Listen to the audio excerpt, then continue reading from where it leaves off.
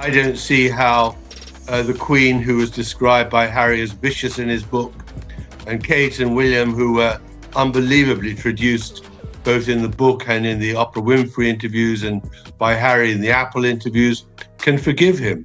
I mean, he'd have to eat so much humble pie, and he couldn't cope with the criticism because in his view, he is a target.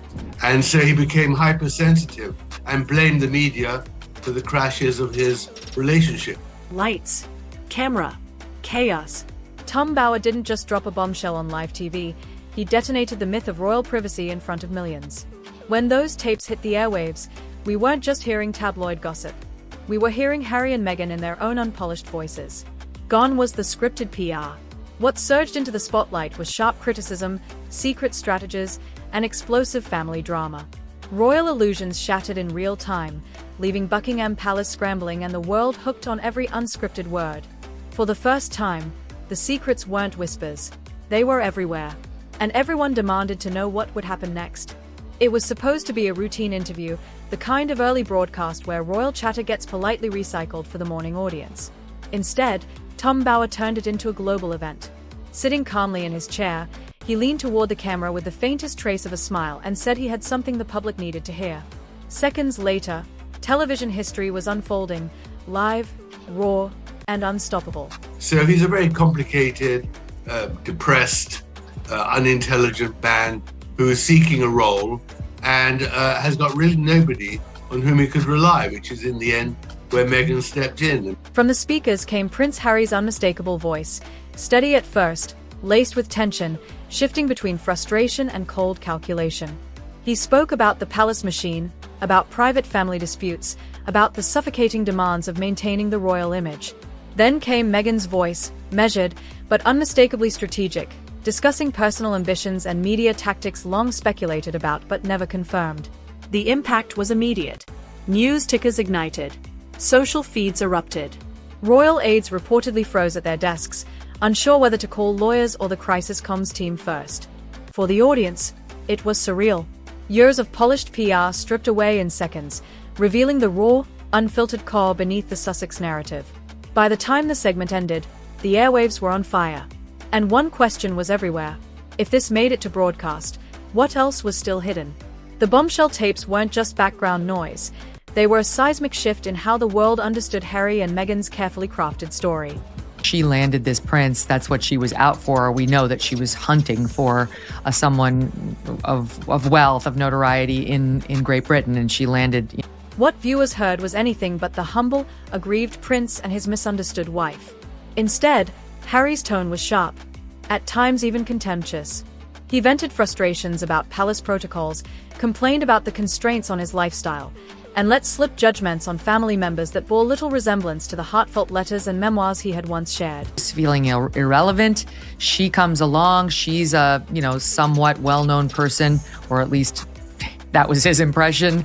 And she's mixed race. She could elevate his star as well. It worked. What truly raised eyebrows were the snatches of Meghan's voice. No longer the model of grace under pressure, she spoke openly about strategies for controlling their image, cutting business deals, and sidestepping royal expectations.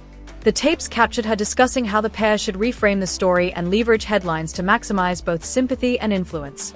It was all method, all calculation, not the spontaneous vulnerability the public had grown used to seeing. For many listeners, this was the first time the mask seemed to slip. Past interviews suddenly felt rehearsed, and long-standing royal grievances began to look less like personal trauma and more like a branding exercise. The sharp contrast between the tape's content and Harry's previous presentations, on Netflix, in interviews, and at charity events, couldn't be ignored. The family outsider was revealed as a meticulous power player, every word weighed for its marketability as much as its honesty. Absolutely. What we're really now seeing is that both of them, having posed as the victim for so long, are really the... Questions ricocheted across social media. Was it all just for show? Did Harry truly want healing, or just headlines? The revelations sent both fans and critics scrambling to re-evaluate everything they thought they knew. If these were the private conversations, what other truths were still waiting in the wings? Among the most explosive threads woven through the recordings was a cryptic, unmistakable reference to Harry and Meghan's children, Archie and Lilibet, spoken of in terms of managing public image assets. In the tapes, Meghan allegedly discusses how rarely the children appear in public, suggesting it's a deliberate choice to control the narrative and maintain mystique. Then came what many consider the true shock, a throwaway comment alluding to rented kids, the very phrase that has swirled for years through internet rumor mills. So they have created the stories and the speculation and the questioning about the origin of both. Suddenly, what had once been dismissed as wild gossip morphed into an urgent global debate. Media outlets pounced, parsing every syllable for hidden meaning. Headlines demanded answers about Archie and Lilibet's absence from key royal occasions, their opaque birth details, and the secrecy that has surrounded their lives since Harry and Meghan's relocation. Experts were summoned to weigh in. Was there any legal precedent for public figures hiring child actors, or was this merely clumsy language taken out of context? Some lawyers even flagged potential custody risks if the tapes were ever presented as evidence of image manipulation. For supporters, the idea was unthinkable. Surely any parent, especially one so outspoken about privacy, would never commodify their own children. But critics and sleepless online sleuths pushed the debate to new extremes, dredging up old surrogacy rumors and questioning the legitimacy of the children's royal titles. Child welfare advocates raised their own alarm, warning that children used primarily to advance a brand or public persona could face long-term emotional fallout. The very existence of this is damaging to the law. Harry and Meghan remained silent as the storm intensified. That silence was read not as dignity or restraint, but as a signal that the allegations warranted serious scrutiny. Public interest soared, hashtags trended, and petitions circulated demanding Buckingham Palace clarify the family's official stance toward Archie and Lilibet. Whether the rented kids remark was a poorly chosen phrase or something far deeper, the effect was undeniable. It cracked open a broader conversation about authenticity, privacy, and the boundaries of family and celebrity culture. The tapes didn't just shift public opinion. They ignited a legal, ethical, and emotional firestorm that showed no signs of burning out. Backstage, the reaction wasn't just panic. It was meltdown. As the leaked recordings ricocheted across media outlets and social platforms, Harry's inner circle scrambled into crisis mode. Staffers described a scene more fraught than any royal scandal in recent memory. Phones buzzing non-stop, the legal team scrambling, and Harry reportedly pacing, furious, bewildered, as his own words wreaked havoc in real time. For fame and a lust for perpetual glory, but they're very ambitious to be very successful and earn more and more. And the only way they can do that is by dominating the media and manipulating. What set this collapse apart was the context Tom Bower had meticulously built over years of investigation. Bower himself had exposed troubling patterns in Harry and Meghan's dealings: private outbursts against palace staff, aggressive maneuvering to control their narrative, and repeated clashes with both family and former allies. These weren't isolated incidents. Bower's earlier books and interviews had highlighted moments where Harry flew into rages over press headlines, strained relationships with longtime friends, and even resorted to threats when he couldn't control the story. One infamous revelation described Harry's scorched earth approach in the wake of their royal exit: heated arguments, attempted interventions by Charles and William, and even alleged ultimatums tied to business deals and charity affiliations. Bower had also chronicled how, after moving to Montecito, the couple doubled down on secrecy, surrounding themselves with PR specialists and lawyers ready to pounce at any perceived slight or leak. These internal fissures, long papered over, snapped into full view as the latest tapes stripped away the final facade. The fallout was more than reputational damage. It was relational devastation. Trusted aides began seeking legal advice for themselves, worried about being scapegoated or dragged into litigation. Meghan, for her part, maintained a conspicuous silence, reportedly refusing all press inquiries and cancelling scheduled appearances. For Harry, the tapes marked the collapse of the carefully constructed walls that had contained years of anger and resentment. The calm, vulnerable prince of documentaries was replaced by a man overwhelmed by betrayal, forced to reckon with the reality that public sympathy collapses in the face of unfiltered truth.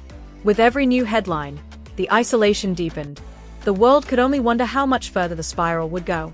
No public figures in recent memory have built, and then torn down, their global brand more spectacularly than Meghan and Harry. Their headline-grabbing exit from the royal family in 2020 was supposed to mark the dawn of a bold new era. Hollywood deals, Netflix documentaries, socially conscious ventures, and a global platform for speaking their truth. Yet as the explosive Tom Bower tapes of 2025 poured gasoline on the fire, the world was forced to witness a couple not only in personal turmoil, but standing at the edge of their financial and reputational collapse. These tapes haven't just arrived at an inconvenient moment. They threaten to finalize their descent from culture. Was the precipice. I mean, they really are now battling for survival. Harry and Meghan's $100 million Netflix deal was trumpeted as proof that their American reinvention had worked. Netflix secured the world's most controversial couple. Harry and Meghan were handed a blank canvas for prestige documentaries and buzzy reality fare. The initial excitement surrounding their docuseries did generate streaming numbers, but nowhere near the sustained viewership of Netflix's tentpole hits. By 2023, as critics dissected narrative contradictions and audiences failed to stay engaged, Netflix insiders were already leaking concerns about the deal's long-term viability. Go through social media for months. If you want to make 50,000, Charlotte, you need to have millions of dollars. She hasn't got the money for it. And what's interesting is that there isn't a CEO, there's no chief executive of the As Ever brand to actually develop her products. So there she is with all these ideas, but in the end, And the numbers told a brutal story. After the initial bump, each subsequent production, from Invictus content to Meghan's abandoned animated series, drew ever-dwindling audiences. Behind the scenes, Netflix executives reportedly grew frustrated with the couple's lack of delivery and shifting creative demands. Several projects were quietly cancelled. Meghan's planned children's series, Pearl, never saw daylight. By early 2024, Hollywood trade speculated that the partnership was unlikely to be renewed. In July, Netflix finally confirmed the split. Once the global press moved on to dissecting what went wrong, the main lesson was clear. Harry and Meghan could draw attention, but they couldn't sustain engagement. The carnage didn't end with Netflix. Spotify, which had signed the Sussexes to an exclusive multi-year podcast deal, axed the partnership after just one season of Archetypes. Despite initial promise, Meghan's show suffered from languid pacing and controversy over the use of pre-recorded clips instead of live guests. Fans drifted, advertisers balked, and one Spotify executive famously branded the Sussex team grifters, a quote that echoed across social media for months. Markle doesn't have friends. She doesn't do friends. She does business contacts. That's why she had no one at her wedding who she knew from before she started Suit. Every single one of her childhood friends, her school friends had all been. Meanwhile, Meghan's attempt to become America's next lifestyle mogul faltered as American Riviera Orchard, her foray into gourmet jams and homeware, crashed into legal barriers and trademark rejections. For a figure whose fame still depends on strategic PR and headlines, every business failure became international news. Her rebrand efforts fared no better.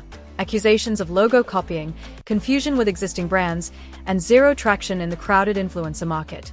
Harry's personal brand fared no better. Efforts to build credibility through charity work were eclipsed by growing questions about the couple's finances and shifting priorities. Donor fatigue set in. The Archewell Foundation saw donations drop sharply as critics accused Harry and Meghan of using philanthropy as little more than a personal PR vehicle. Even before the Bower tapes detonated, the couple's reputation was a house of cards. Trust in their narrative had eroded. Viewership numbers for new ventures were public embarrassments. Brand executives once eager to court Sussex influence began labeling them too risky. Charity partners quietly withdrew, and planned speaking engagements evaporated. Tabloid exposés about lavish spending and staff turnover in Montecito compounded the image of a couple desperate to sustain a lifestyle their business empire could no longer support. Financial reporters across both the UK and California openly speculated that Harry and Meghan were cash poor. The California real estate downturn left them house-rich but liquidity-starved. Mounting lawsuits, legal fees, costly security measures, and the sudden evaporation of major income streams placed the couple under enormous strain, fueling whispers of behind-the-scenes asset sales and loan requests. The optics grew even starker as former celebrity allies, Oprah Winfrey, Tyler Perry, and a circle of Hollywood A-listers, either distanced themselves or fell conspicuously silent. I don't see how the Queen, who was described by Harry as vicious in his book, and Kate and William, who were unbelievably traduced both in the book and in the Oprah Winfrey interviews and by Harry in the Apple interviews, can forgive him. It was against this backdrop that Tom Bower's tapes landed like a missile. At the very moment informal talks for reconciliation were tentatively beginning between the Sussexes and Buckingham Palace, the recordings detonated. Reportedly, senior royals had been quietly preparing to re-extend an olive branch, potentially inviting Harry back into charitable work or private events to ease the bitter family rift. Under enormous public and financial strain, Harry was said to be considering attending family milestones, even weighing a move toward a more private, less controversial role. But the tapes changed everything overnight. Harry and Meghan's own voices revealed private grievances, cold calculations, and the explosive rented kids allegations. The palace froze communications. Legal teams snapped into crisis mode. Industry partners braced for a new wave of damaging headlines. If Harry and Meghan were neither marketable nor trustworthy, what was the upside of association? Brands scheduled emergency risk audits. Major charities and non-profits announced sudden policy reviews and suspended partnerships. Even within Montecito, staff reported a chilling effect as scheduled peace talks were placed on indefinite hold. Royal advisors began warning of potential legal fallout that could complicate even basic family matters, including visitation rights with the royal grandchildren. The risk of ongoing litigation skyrocketed, leaving the family more fractured than ever. For a fleeting moment, there had been hope of a truce. But after Bower's tapes, reconciliation became unthinkable. Palace aides reportedly told British outlets, "There's no appetite for reconciliation now." Public opinion polls showed plummeting support for any return of Harry to royal duties. Headlines screamed of a death sentence for the Sussex brand, echoing the sense that business failure, estrangement, and scandal had locked the couple into an irreversible downward spiral. So is she going to struggle to sell this brand when we don't feel like we've seen who she truly is? Harry and Meghan, now isolated on both sides of the Atlantic, face daunting choices. Business options are shrinking, Netflix gone, Spotify iced, every sponsorship under review. Their earning power is in free fall. Their reputation is radioactive. Even the most forgiving PR strategists admit recovery would take years, not months, and only if it involved near-total withdrawal followed by a carefully managed re-entry. Family and peace are gone. The tapes are seen not just as embarrassing, but as a total betrayal. The royal institution's legendary capacity for quiet forgiveness has slammed shut. Previous Harry and Meghan controversies were often met with waves of sympathy or at least divided debate. The difference now is stark. Tom Bower's tapes pulled back the curtain completely. There's no room for clever rebuttal. Not when raw audio evidence trumps any statement, spin, or staged interview. The intersection of fame, family, money, and scandal is now exposed for all to see. And it's the worst possible timing for Harry and Meghan. Not just because every door, from Netflix to the palace, has closed, but because without credibility or cash, even the most carefully written apology or second-act narrative can't reopen them. They are not just losing money, they are losing their last chance at peace, trust, and a future in the public eye. Speaking of trust, when you think of lifestyle empires, you know exactly who their figureheads are. Gwyneth Paltrow, instantly. You picture goop, luxury wellness, clean minimalism, a consistent message. Martha Stewart, domestic authority, the same brand DNA she's carried for decades. With Meghan Markle, that clarity has never arrived. For millions, Meghan's first real introduction was the Oprah interview. An angry, wounded figure airing deep grievances against the monarchy. The Netflix series reinforced the same tone, bitter, vengeful, defined by conflict. Then, suddenly, she pivoted into homey joy, smiling in cozy sweaters, stirring pots in someone else's kitchen. A complete tonal whiplash that left audiences wondering, who is she really? Interview. That's the problem with her current rebrand. You can't sell a lifestyle brand when your own persona feels unstable. One day she's the Duchess of Sussex. The next, she's Meghan Markle, Hollywood alumna. Even her ventures can't settle on a direction. Archetypes was launched with fanfare, then abandoned. American Riviera Orchard debuted with noise, only to stumble into trademark chaos and rebranding confusion before it ever found its footing. Observers say this reflects a deeper lack of planning. The Sussex brand keeps pressing launch before there's any real infrastructure in place, before, as one critic put it, there's even fuel in the rocket. It feels relentless, yes, but not in a deliberate, strategic way. More like a young actress racing from audition to audition, hoping the next project will finally be the breakout. Without building a foundation strong enough to sustain momentum, this scattershot approach erodes trust. Consumers, investors, even loyal fans grow wary of buying into an identity that shifts with every news cycle. Without a clear, consistent Meghan, the lifestyle pitch collapses before it can reach potential buyers. In branding, uncertainty is the kiss of death. And as the dust settles, one thing is clear. The curtain has been pulled back on the Sussex story, revealing more questions than answers. The bombshell tapes, the failed ventures, the shattered reputation. Together they leave Harry and Meghan at a crossroads with nowhere left to hide. Brands have backed away. The palace has reinforced its walls. The public's trust has all but evaporated. Whether they choose retreat, reinvention, or a defiant comeback, the stakes couldn't be higher. For the world watching, this isn't just the end of a chapter. It's the moment that